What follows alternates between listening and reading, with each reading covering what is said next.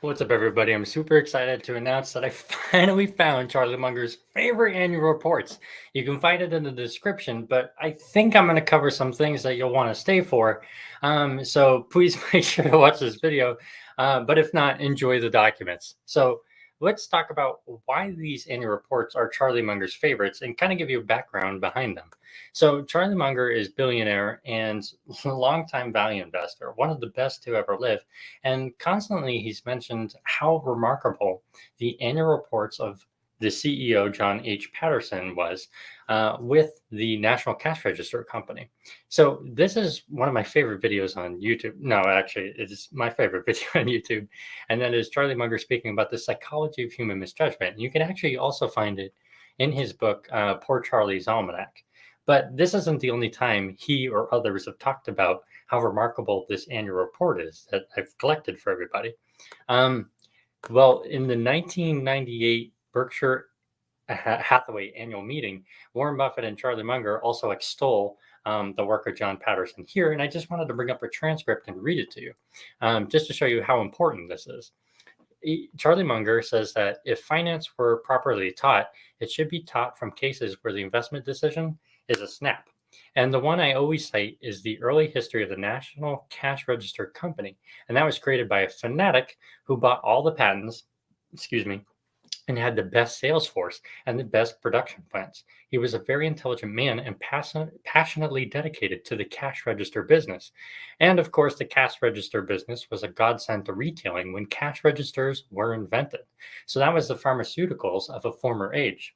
If you read the early annual report prepared by Patterson, who was CEO of National Cash Register, an idiot could see that he was a talented fanatic, very favorably located, and that, therefore, the investment decision was easy. If I were teaching finance, I would collect 100 cases like that, and that's the way I would teach the students. So naturally, we want to collect this annual report because Charlie Munger says it's kind of a paradigm, or I guess I should say it's kind of an icon for things we need to look for when we're making investing decisions. Also, as someone who's trying to teach investing on YouTube, it only makes sense that if that's what Charlie Munger is saying is the best way to teach finance, that's what I should do too, right? Or at least add it to my repertoire. Then Warren Buffett kind of concurs what he's saying. He says, we have the annual report. What was that, 1904 or something, Charlie? He just saying that, wow, you're referencing something from 100 plus years ago. But Warren Buffett says it's really a classic report because Patterson not only tells you why his cash register is worth about 20 times what he's selling for to people, but he also tells you that you're an idiot if you want to go into competition with him. It's a classic. And as we get into that, you're going to see that. It's a remarkable report. Charlie Munger says, it is just, but no intelligent person can read this report and not realize that this guy can't lose. So I've collected it for you, and hopefully you can use it to kind of use it as a benchmark for making investing decisions and trying to find those fanatics of the world, the ones that are really going to help push your investments to outperform. Now, how did I find it? It's a report from 1904, which is not easy to find, let me tell you. In fact, I think this is the first time it's been released ever. And I think that we might be reading it for the first time since Charlie Munger, Warren Buffett did, because I can't seem to find it anywhere. But so how do I find it? Well, I did so much research and I just couldn't find it. And eventually I threw in the towel and reached out to my friend Adam Mead, who's the author of the Complete Financial History of Berkshire Hathaway. I figured if anybody were to have it, it would probably be Adam. So I reached out to him in an email and I said, yo, I give up. Do you know where it is? And he said, nope, but I'll put out a question on Twitter and see if anybody has it. Now, the reason why I'm giving you this backstory is because there's a few lessons to learn about trying to find reports that are so old. So, but before we get into that, let me just keep following the train here so you can kind of see where this is going. So Adam Mead asked the question and nobody had it. But one guy, Wayne Jones, shout out to him, said that maybe the micro cap books like Intelligent Fanatics had it in there. He thinks he may remember seeing it in there. So Intelligent Fanatics Project, which also has the Intelligent Fanatics book here, was written by Sean Iddings and Ian Castle, I think is how you pronounce it, or maybe Cassell. And here they list a bunch of people who were fanatics about their business. And in it, we have father of sales and innovation, John H. Patterson. So I said, hey, maybe that is a lead. So I reached out to both of the authors, and only Sean got back to me, and he said he didn't have it, but maybe the library at Cornell University did. Now, Adam also mentioned this in his email, that possibly research libraries or business school libraries are one way or ways that you can find older reports like this. This National Cash Register isn't the only one that's been mentioned by legendary investors. For example, Warren Buffett's been known to read the first annual report of Coca-Cola, which was in 1892, I want to say. So this is something that you'll have to do as an investor, probably. So then, all right, maybe Cornell has it. So I reached out to Cornell, and Cornell says, no, but if you check typically ProQuest and Mergent, they might have information probably close to when John Patterson was CEO. John Patterson was CEO from 1884 to 1922. So we just missed the mark with how far back ProQuest and Mergent go back. Now, like I said, if you're looking for information very early on, ProQuest and Mergent are very good. Even if you can't find the annual reports, you can typically find Moody's documents that will give you a lot of good information. But in our case right now, it wasn't enough. So here we got help from Sarah Lane, who pointed us to the Ohio Wright State University's Library Special Collections. So keep following the train here. And I found Beth Anderson, who said she didn't have it, but she pointed me in the direction of the Special Collections and Archive librarians, where I met Toni Vanden Bos. I believe is how I pronounce it. I'm sorry if I didn't say it right, but he said possibly research at DaytonHistory.org. So I did some diving into this website here at the Carolyn Historical Park and found just what he was talking about, the research at DaytonHistory.org. And this is exactly where you find the National Cash Register and report from 1901 and 1906, which I have linked in the description. Now, it's not 1904, which is kind of mentioned here, although it seems like Warren Buffett was kind of uncertain about it. So to me, it almost seems like it was 1906, but there's some room for error. Maybe there is a 1904 report out there that I just don't know about. But we have our hands on the 1906 one, and I think you're going to be extremely pleased with it. So what do I want to say before we dive in? So first, huge thanks to the people I reached out to here. One in particular was Gwenyth Haney, who's referenced in the description. So please make sure to thank everybody there and everybody along the way for getting these reports. But so we were given two reports. I paid $145 for the two of them. And we got the 1901, which I had to have scanned, and the 1906 one, which was already scanned. The fact that this one's already scanned and the fact that Warren Buffett was kind of uncertain about the year here makes me feel like maybe this is the one that they scanned. That's a little bit of speculation. I don't know. Maybe that's up for you to decide, I guess. But so let's kind of get into the 1901 annual report because it's kind of disappointing. But 1906 will blow you away, I promise. So hold on.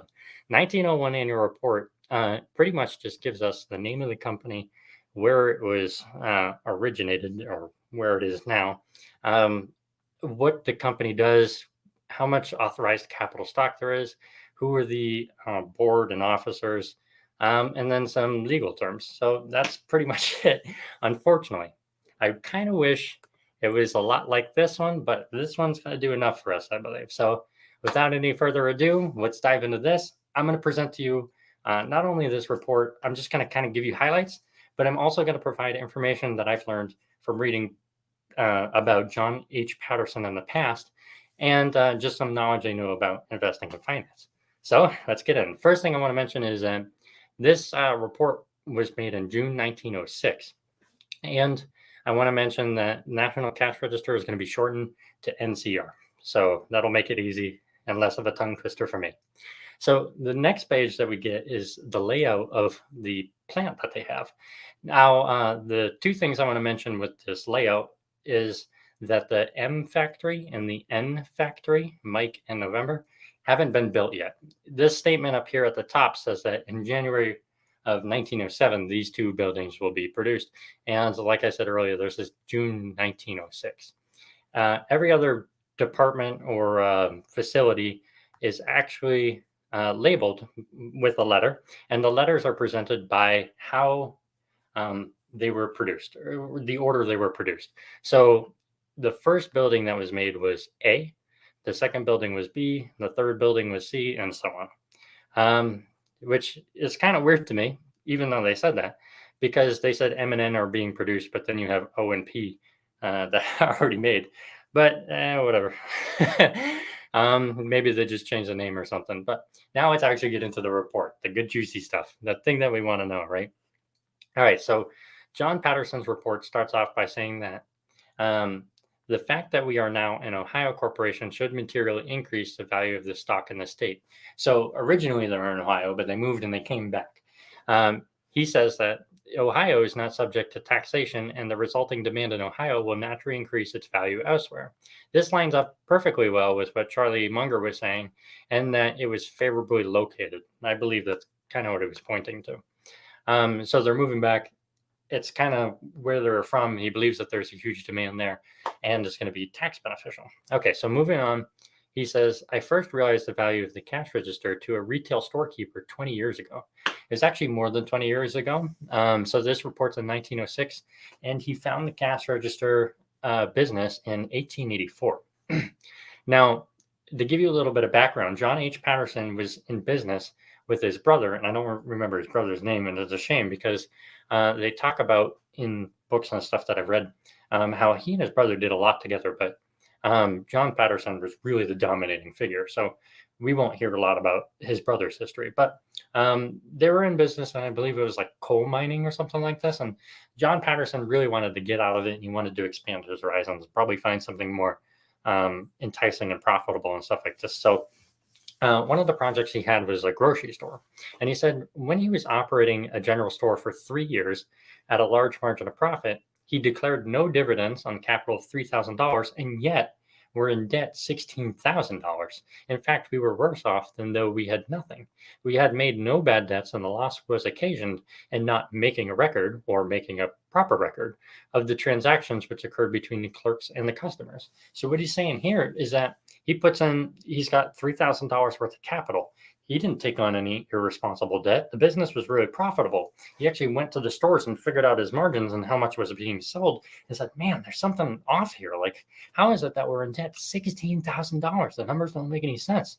Well, he bought 2 registers among the first ones that were ever made. He was really there right at the epoch of the invention of the registers. And he said at the end of 1 year, the store showed a profit of over $12,000, losing money in the past, with no increase of business. It's not like, they just had this influx of people. It was the same amount of people that were coming in and out of the doors. But the one thing that changed was the cash registers.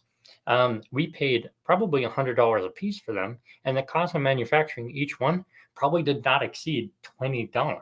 And yet this resulted in going from losing money into making $12,000 with no added business. See, before the cash register was invented, they didn't have a proper way of tracking each of the transactions that were made. They could hire a responsible and respectable store clerk, but even some of the most responsible ones and the ones with the highest integrity were often tempted to steal from the register because it was so easy. There was no tracking mechanism.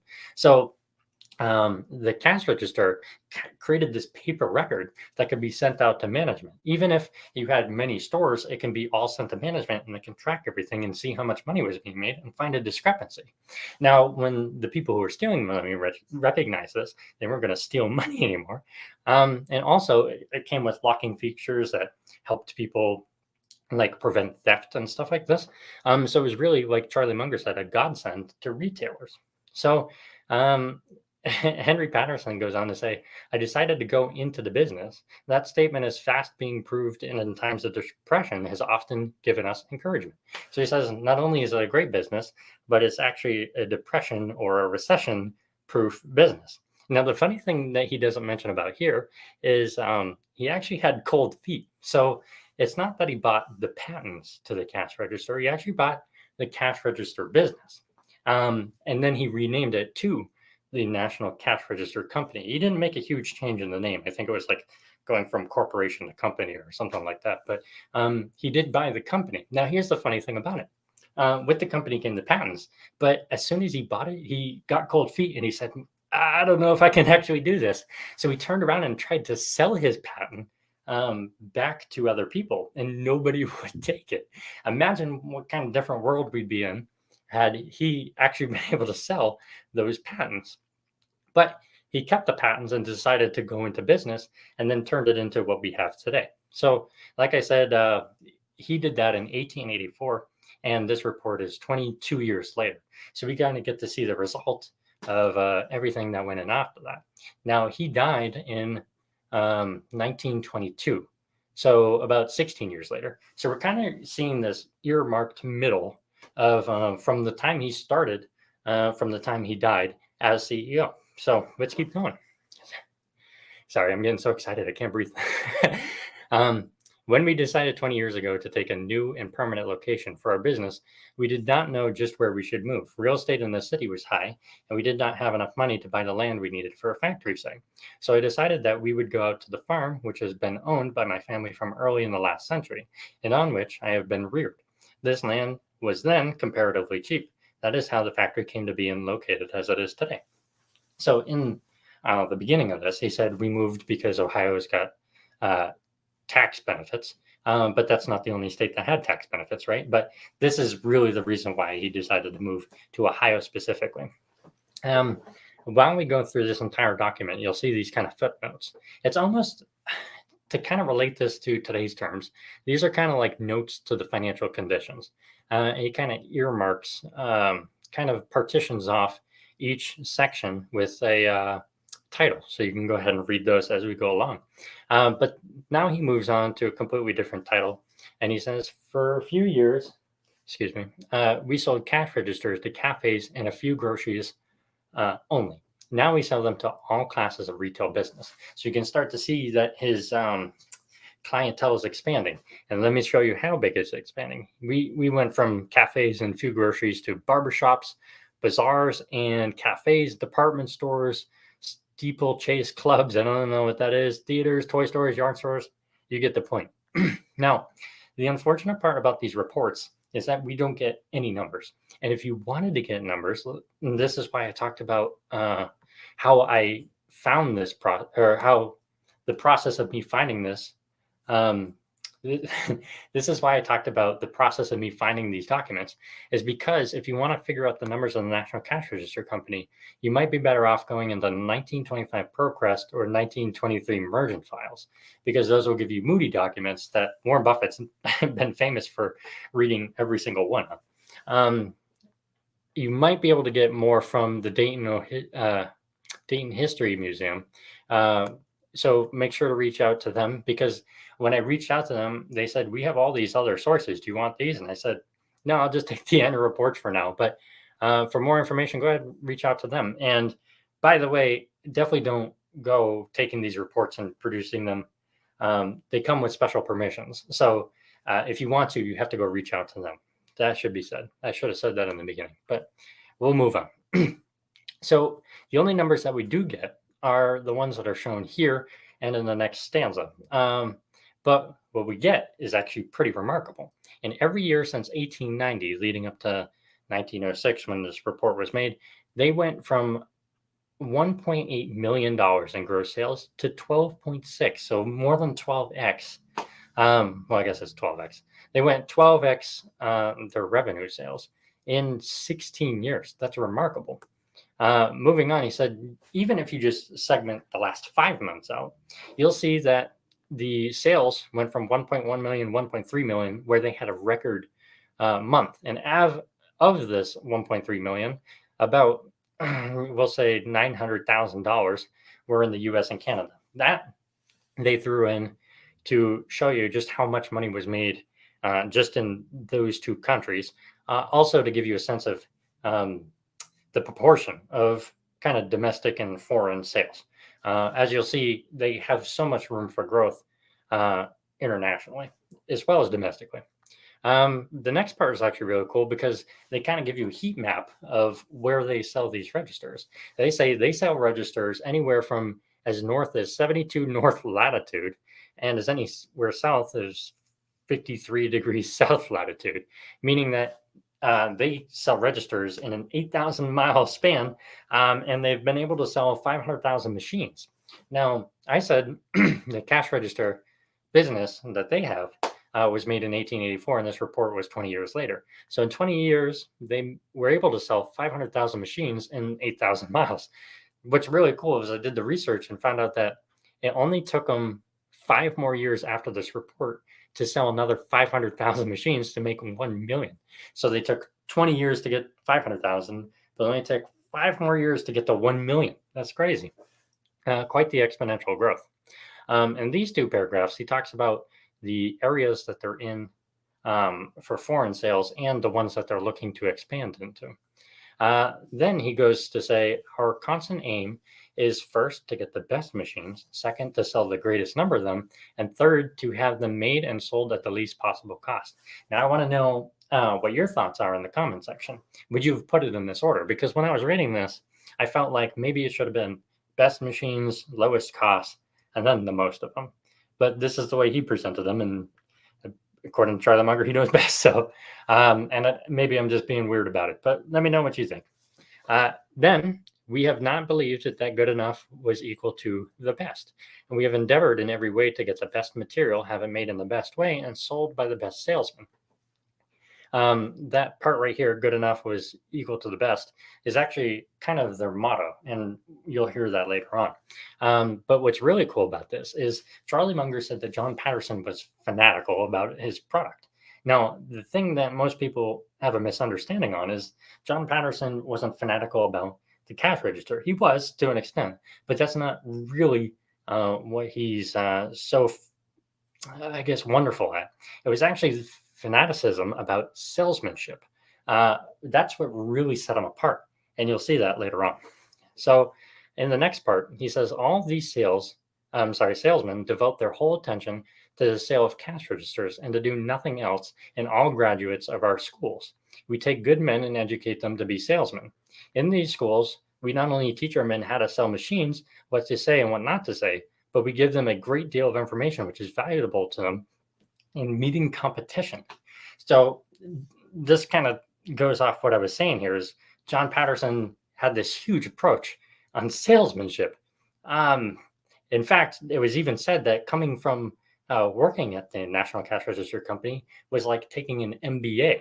Now, how did he kind of develop this approach? It was very fascinating. So he had this patent for cash registers and he had the business and he had a bunch of salesmen. Now, when he had these salesmen go out and make their sales, he found out that one salesman was destroying, like obliterating the amount of sales as all the other salesmen. And he called him in and he said, dude, what are you doing that's so different than everybody else? I got to know your trick. And the salesman wouldn't tell him his trick. He just wouldn't give him the information. And John Patterson, for those who don't know, was a very aggressive person, not particularly one that I would want to work for. So he pressed on. He said, yo, we're going in this other room. You're going to sell me a cash register like I'm a client. And the salesman's like, all right, well, I guess I'm going to do this. And he gave him the pitch. And John Patterson's like, okay, so this was really good, but what's your secret here? And the salesman coyly said, I actually have a script that I stick to, and I just say the same thing over and over again. John Patterson's like, well, that's real weird. Now, for those who don't know, people in salesmanship typically, I'm not going to say everybody, but typically would find that offensive, at least at the time. And that's because salesmanship at the time was based on this perception that you and the client would build a relationship that was individual from a different client, and everyone deserved its own special attention. So when salesmen were trying to figure out better ways to be better salesmen, they thought of better ways to be more individualized. But here's this one salesman who's outselling all of them, who's actually kind of merging them all into one. Now, the reason why the salesman and John H. Patterson found that this approach was so much better than everybody else's is that it focused on what the clients were actually looking for and made sure to represent all the points.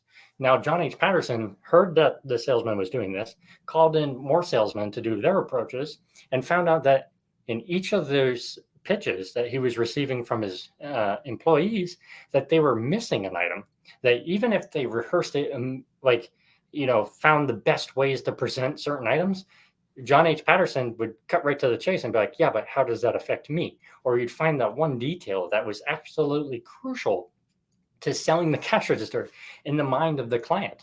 So what John Patterson said was, all right, we're going to make a script just like this employees, and everyone's got to follow that exact script. Now, to a salesman who loved to present a personalized touch, this was outrageous. John H. Patterson had a tremendously hard time convincing people that this was the way to go. So what he tried to do is he said, okay, well, we're going to do it the right way, and you can experiment if you would like, but make sure to stick to the script because you were missing things, and that's bad. But as time would go on, people wouldn't go to the script, and they would start with the script, and then they'd like, all right, I'm just adding this thing, and then they would go back to their patterns. And John Patterson had to reel them back in and say, no, script. And he created a document, a sales manual that people had to follow. And as time went on, the sales manual started to grow and grow and grow. I can't tell you which stock would have been better, National Cash Register Company or the amount of pages in this manual, but both of which would have done phenomenally, I'm sure. It actually went up to like hundreds of pages people had to read before they became salesmen. And John Patterson had to cut it down. And I think he got it down to like 90 something pages, but it got pretty lengthy. So that's kind of the history of how he created these schools. In fact, he was, I think, the first to create schools for salesmanship, to take people in, teach them how to sell, and then put them out into the world once they've, he'd made sure that they've rehearsed the script and they knew what they were going to say and stuff like this. So it took a lot of convincing. So then the next thing he says is much of our success is due to our system of suggestions, which places a premium on new ideas, whether advanced by heads of department or by employees occupying the humblest positions in our business. So this is based off a concept called meritocracy, which is really well represented in this book, Principles, by Ray Dalio. So meritocracy is this principle that no matter who you are in the organization, you have something to say, we want to hear it. And everybody's voice is equal. And Ray Dalio has been known to have like some assistant or something sitting in the meetings and like meetings discussing like investment ideas and then them critiquing what Ray Dalio said and he accepting it. That's the meritocracy. And that's the kind of presentation that John Patterson's trying to put out into the world. That he wants everybody's voice heard because he doesn't care where it comes from. He just wants to know what's going to help us sell better. And then he says, we teach them that to work for us is to work with us and that all of them have constant opportunity to grow within the business. So there was a Harvard study recently that kind of separated workers into three categories. It said the first 15% represent people that are known as owners, people that see themselves as the business. And then instead of saying we work for a company, say we work with a company and really see themselves as the company. Typically, you get about 15% of a company doing that. And then you have about, I think it's 70% that are known as renters.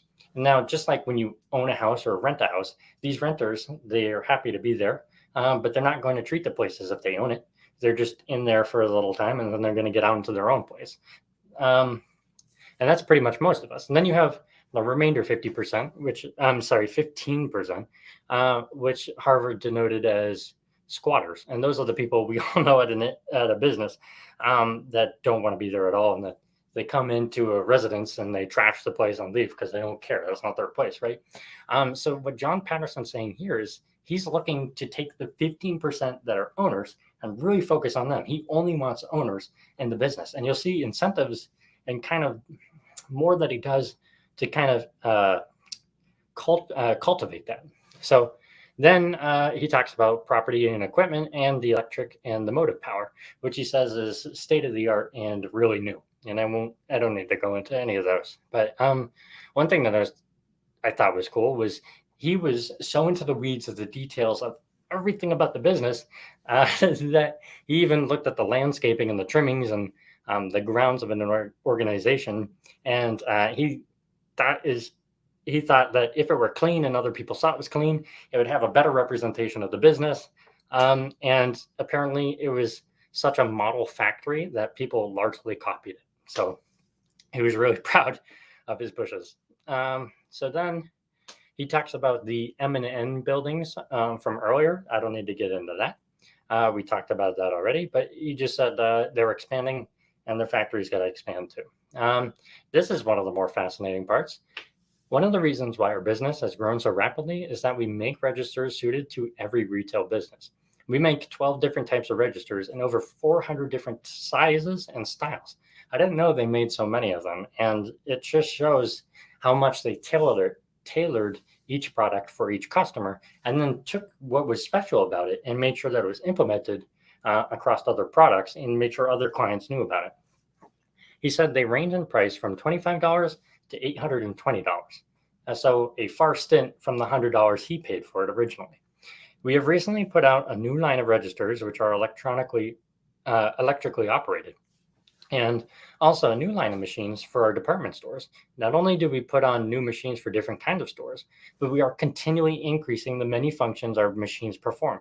We are so increasing the functions on our machines that many customers who bought a few years ago are exchanging for our newer and much higher priced cash registers. So he's doing such a good job at improving these devices that customers are coming back demanding the better versions, which is great.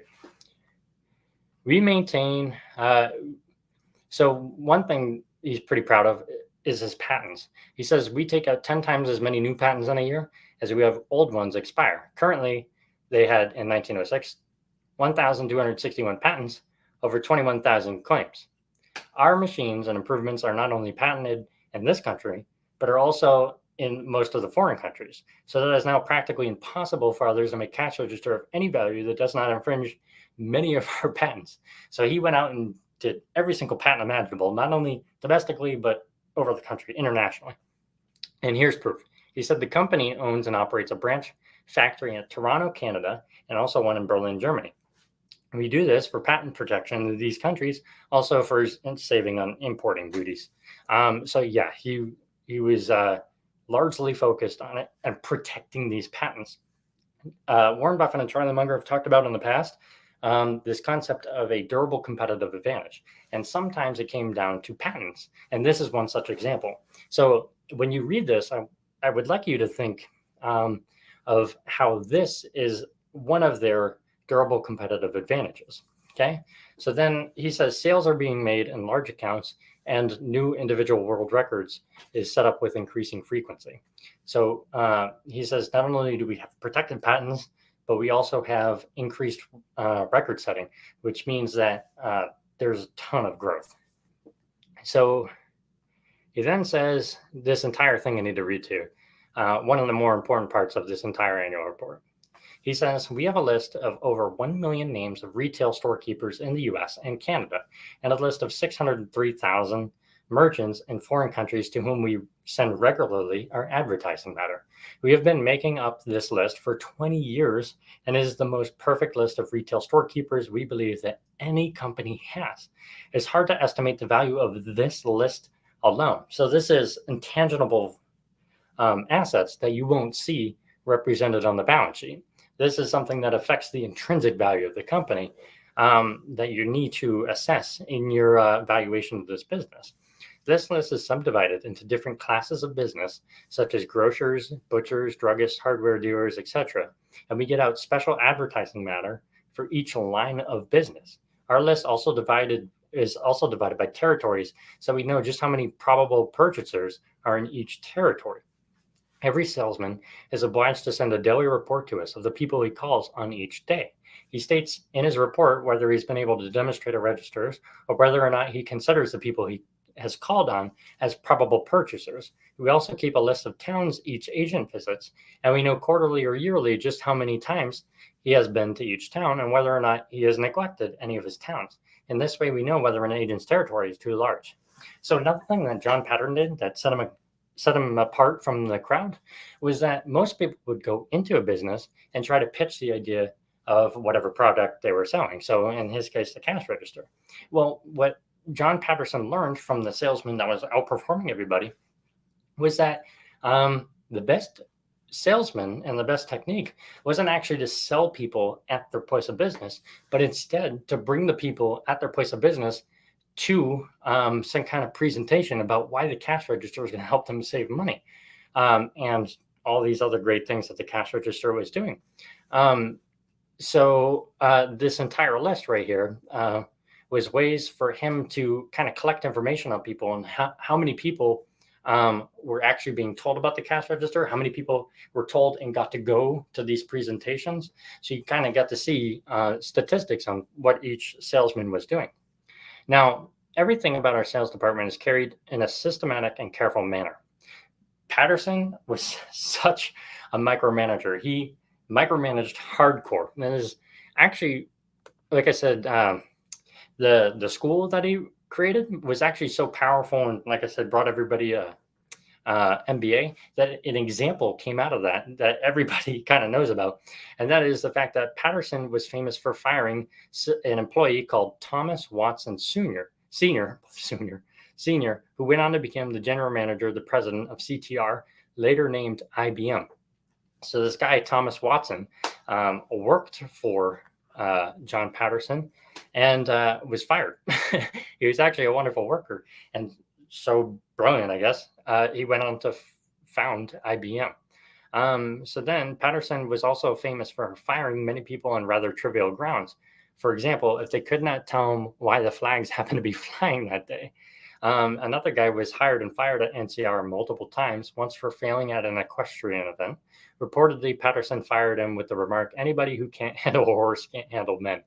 So it just gives you an example of the type of person he is. I know it's Wikipedia, but whatever. So then another completely different thought is that the office was restructured. And now with their restructure, they're in a better phase for their development. This next thing was pretty cool because Patterson talked about the 5 things he would like to improve on by increasing and decreasing. So he wants to increase new inventions, sales, profits, cash on hand, and accuracy of what we think, say, and do, the good we do. This last one, I think, is actually the most important and probably the most appealing to Charlie Munger, because you had these 4, which represent the business and are kind of obvious, but this one's kind of a frame of mind, which is extremely important. Then he wants to decrease our opposition to our methods, which is really interesting. I think this also goes with what I said about the salesman, and the friction between trying to stick to a script, and I guess it's not so much trying to completely stick to a script, but trying to find the balance between sticking to a script and having that personalized touch. That's probably the best way to say it, is finding balance. Then he says unlawful competition against us. Anytime there's a patent infringement, he will go off of that aggressively. Next, he says unnecessary expenses, cost of production, and the last one, again, most interesting, inaccuracy of what we think, say, and do, the evil we do. Interesting that, someone would say, we want to decrease the evil we do. It's like, are you just admitting to evil? But he is like, we're human. We do things, on accident or whatever. That's not good, or we make mistakes and we learn from them. So really interesting. The next thing is he highlights his efforts on the welfare work. This is remarkable. So John Patterson, like I said, came from the coal factory in the coal mining business, I believe. So it's really remarkable to see that he started this company, well, I guess, developed this company, and started implementing some of the first programs on work employee welfare that ever existed. So in 1894, NCR begins offering hot lunches, a glass factory to improve lighting, ventilation, baths, showers, exercise programs, social and professional clubs, and many more, including an on-site doctor, which NCR, this is the website, still offers today. So it sounds really weird to us, right? But at the time, workplace benefits and employee satisfaction and the environment was in shambles. I mean, we didn't even have, child labor laws, right? So just to give you a sense of this, and this is going to sound ridiculous, but it's so revolutionary at the time. John Patterson invented daylight factories, which are buildings with floor-to-ceiling glass windows that can be opened up to let fresh air in, improving lighting and ventilation for employees. Now, the crazy thing about this whole welfare work, which seems that we take advantage of it today, is that so many critics said our welfare work is little understood by many people and is supposed to be much more expensive than the facts warrant. It is one of the most profitable investments we've ever made. So critics say you're spending all this money on employees when you can be spending it on the business and, doing better for the business. And John Patterson saying, by us investing in the conditions and the welfare of our people, we've returned a much greater return on our investment. When people are happy, they do more for us. And, it's just a more ethical way to act. Now, not only was he wonderful with establishing workplace environment, but he also went beyond that, and he did a ton in terms of charity. So one such example is in 1913, Dayton had this giant flood, and NCR saves many lives during the Great Flood in Dayton. John Patterson orders flat-bottom boats made by company carpenters. A tent city is erected for the homeless, and food and medical care are dispensed. Patterson successfully has $1 million relief fund. Now, I know for a fact Charlie Munger is reading this and being like, this is awesome. You're not only doing wonderful things for yourself and your company, but you're going out to your society and making the world a better place. That shows great integrity. So I think that's pretty much it I want to say there. So I'm going to move on to the 3 things necessary to success. So he created this, I don't say created, but copied this stool where he said the 3 things to make a business a success is capital, labor, and management. 3 legs that support the stool, as Carnegie expresses it. Andrew Carnegie was a billionaire at the time and a massive influence on Henry Patterson. If you don't know, Carnegie was also one of the greatest salesmen to have ever lived. So it doesn't surprise me that John Patterson is looking up to Carnegie. Another person that John Patterson is mentioning here is President Eliot of Harvard College, says that what is known as welfare work is nothing but common sense and common humanity. And not, I was speaking about, how the heck did you get in there? Sorry, my cat's in there. I didn't know. So not only are they saying that it's a wonderful return on your investment, but also it's just a decent thing to do. As we pay out $3 million for our labor, we find that it pays us to spend a small percentage of that amount in welfare work in order to increase the efficiency of that labor. We find that for every dollar for welfare work, we get back 10 in direct benefit, which is awesome. We get an extra effort and we get the best class of people to come with us. Mr. Rockefeller and the Standard Oil Company says that success depends upon the selection of the right people. Again, looking up to some of the greatest businessmen of time. We endeavor to select men who have been successful in other lines of business.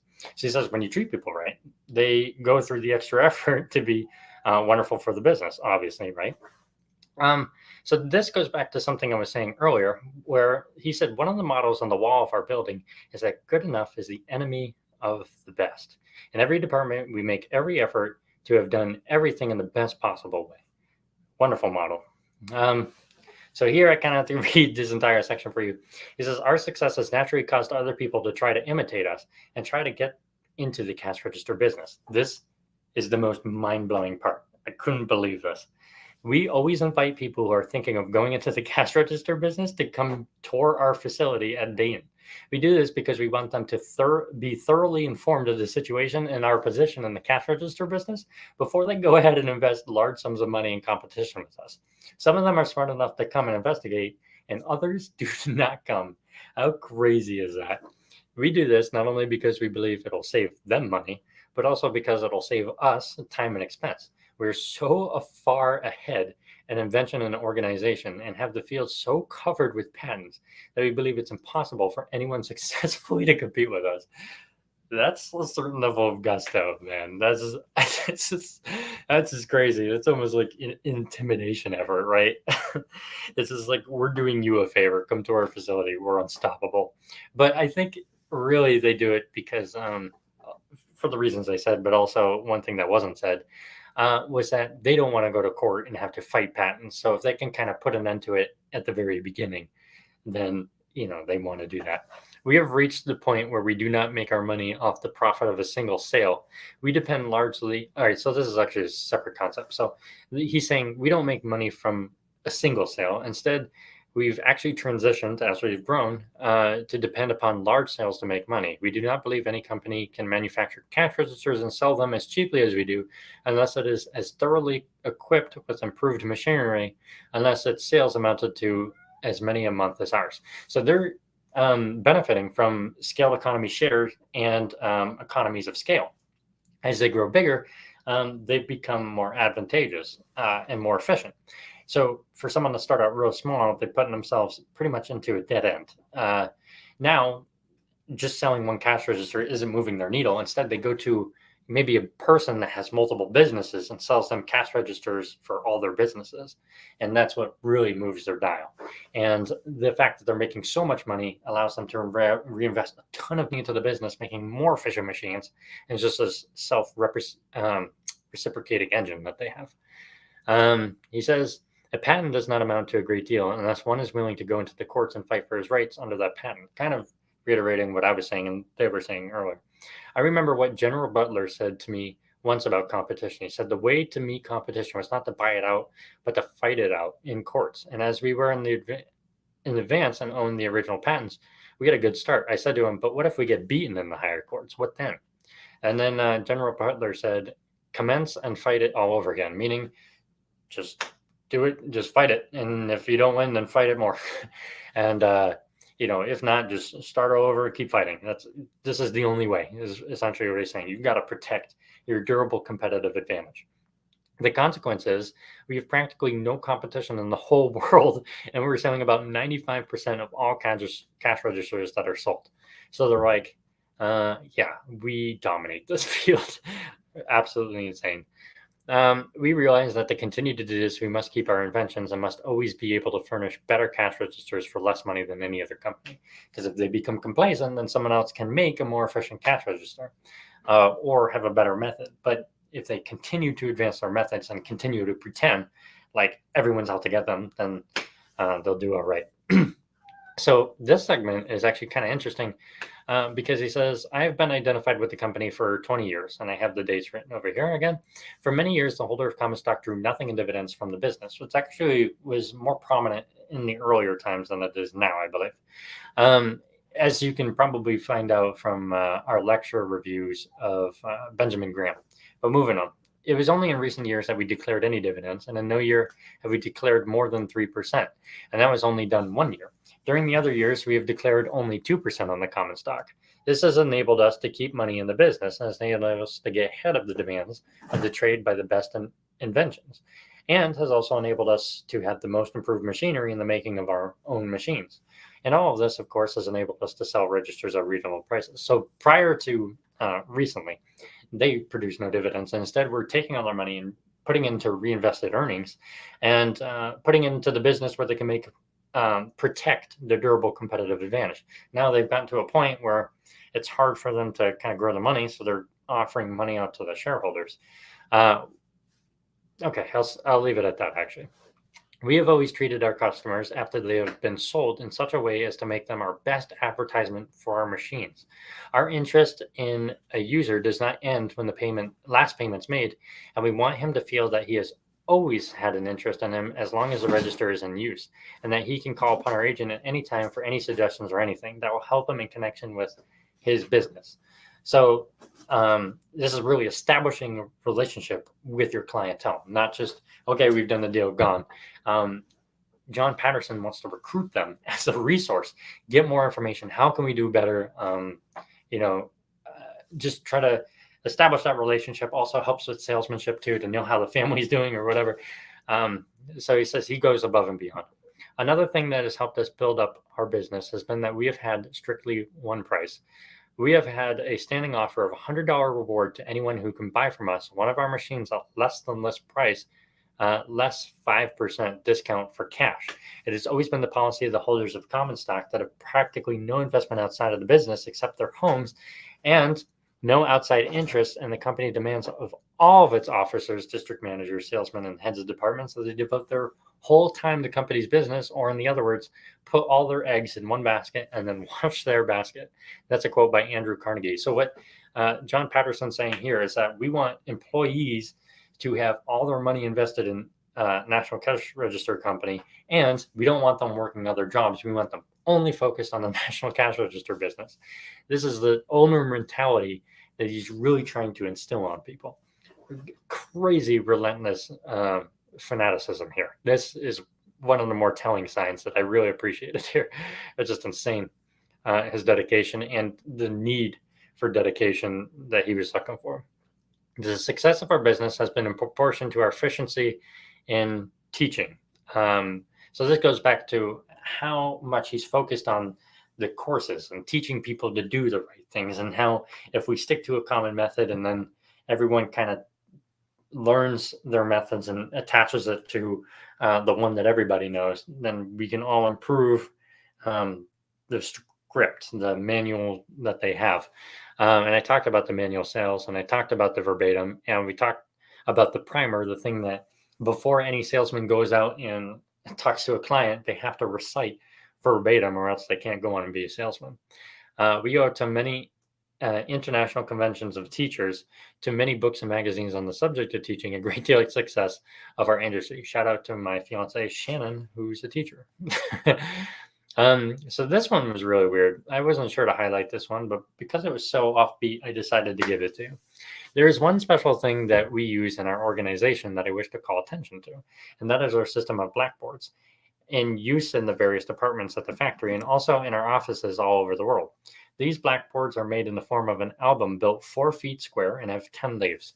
So picture a 4-foot square and then 10 pages of those 4-foot squares. In that, he has the first page of the blackboard. The head of a department is compelled to write his duties. On the next page, he puts down the 10 most important things he has to do. And for each important thing, a page is devoted to itemizing.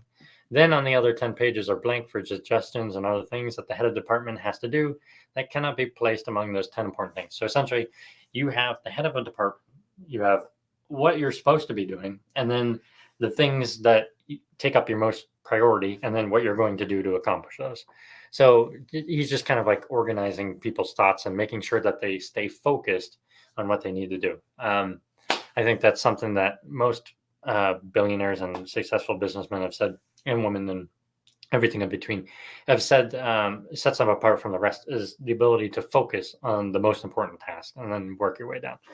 And then the next part I highlighted is when John Patterson said, it has been the policy of the company to adopt anything that is used by other organizations which can be of any possible benefit to us.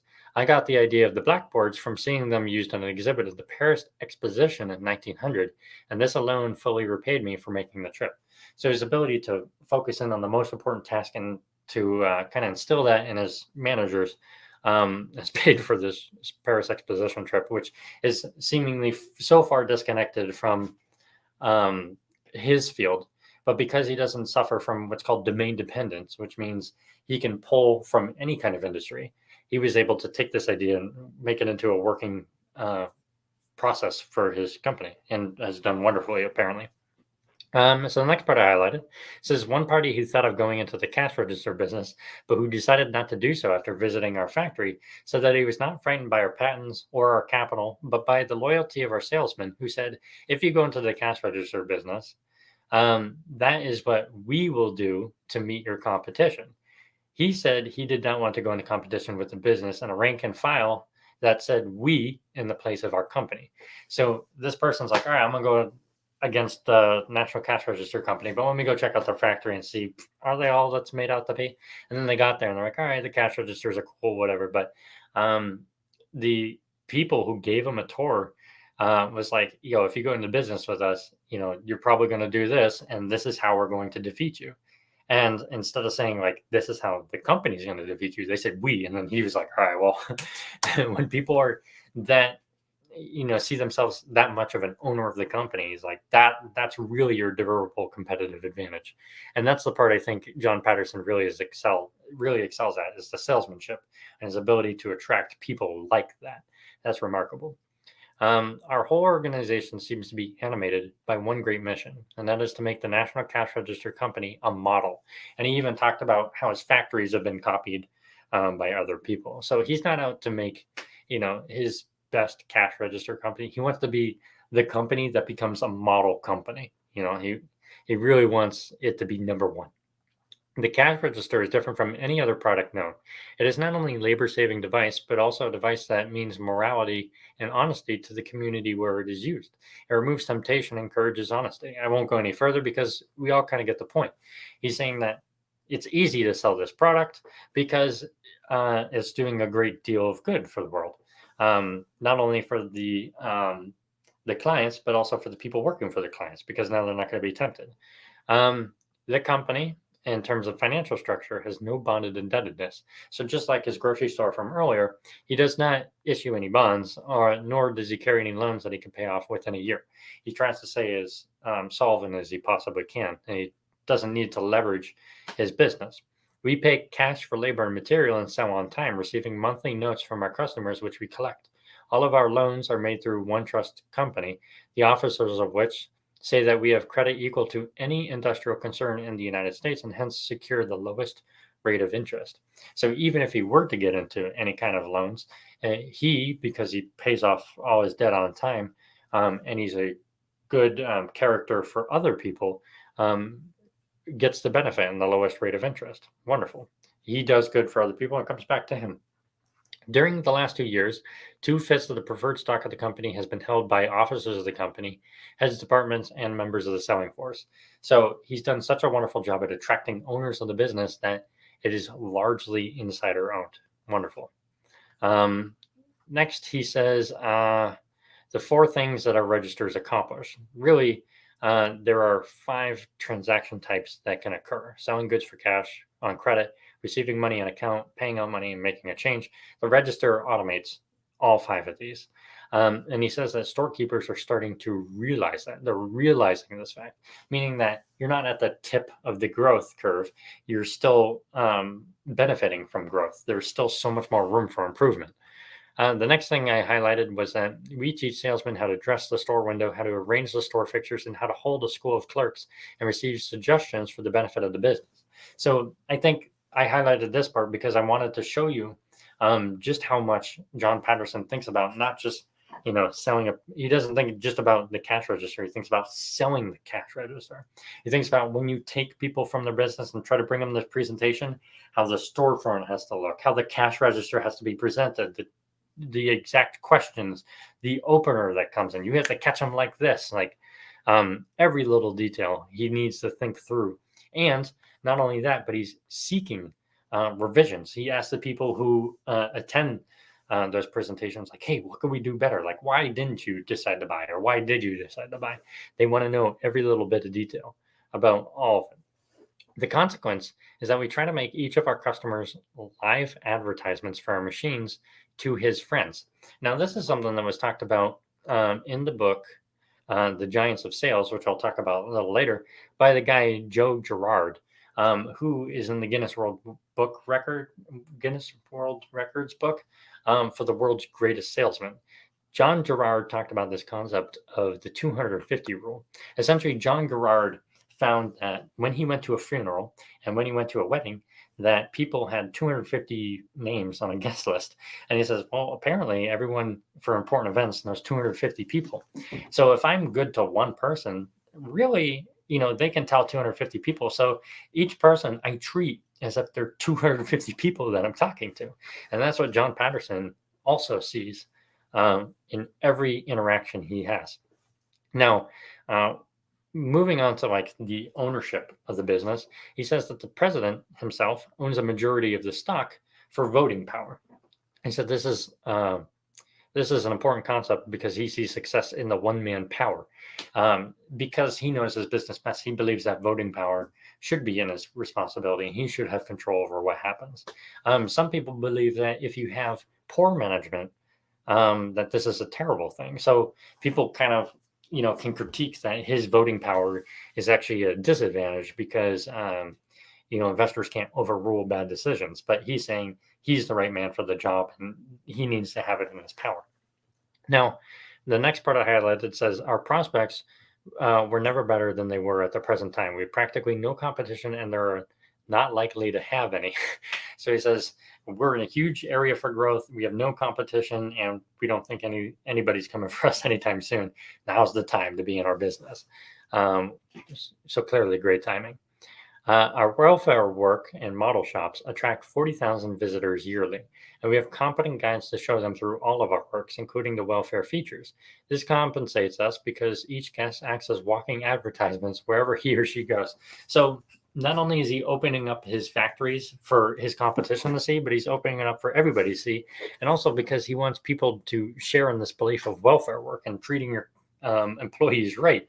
And everybody that comes in, they tour this model facility and kind of see what welfare work is about, leaves being an advertisement. Wow, isn't that cool that, they have showers or open light, what do they call it? Daylight factories, right? Daylight factories where they had light from the bottom up and they can open it up and get fresh air.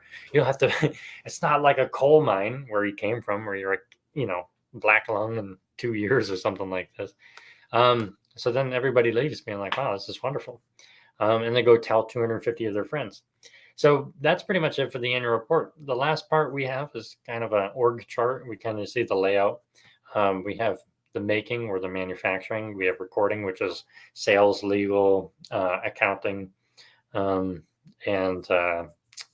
paperwork, purchasing, shipping, stuff like that. And then you have selling, which are the salesmen. I didn't see if there's any women, but salespeople. And then for the rest, so this is page 38 to 72. And for the entire rest of the annual report is actually just employees of the business. That's pretty much it, and where they are in each division. I'd imagine he does this, because it's good to, kind of promote who your salespeople are, but also because if people are interested in buying a cash register, they know exactly where to get to, except for, this district division. He doesn't say what these divisions are kind of broken up into, but that's pretty much it for the annual report. So if you have any questions, I'm gonna jump over to the live stream, see if anybody's here. Eddie Spaghetti says, is this live? And that is yes, unless you're watching this in the future, which hello future, and hope my stocks are doing good. But if you have any questions, feel free to drop me something in the comment section. I hope you enjoyed this. Make sure to check out the description where I have tons of resources, including where you can learn more about John Patterson and salesmanship. So this book is one of the best books I read this year, particularly because I like Joe Girard so much. I think they should have a movie about him, kind of like they did with Pursuit of Happiness. But you can see John Patterson, and I believe Andrew Carnegie is in here. Oh, Dale Carnegie's in here, who was one of the best salesmen. And then another book I read that I really liked about John Patterson that kind of goes more into his life was John Patterson, Pioneer in Industrial Welfare. Much older book, but really good. But yeah, so I think that's it. The next thing is, what's next, right? So maybe I can go and find that 1892 report from Coca-Cola. I don't know. Let me know. Thank you so much, Eddie. I really appreciate you so much. And have a great day, everyone.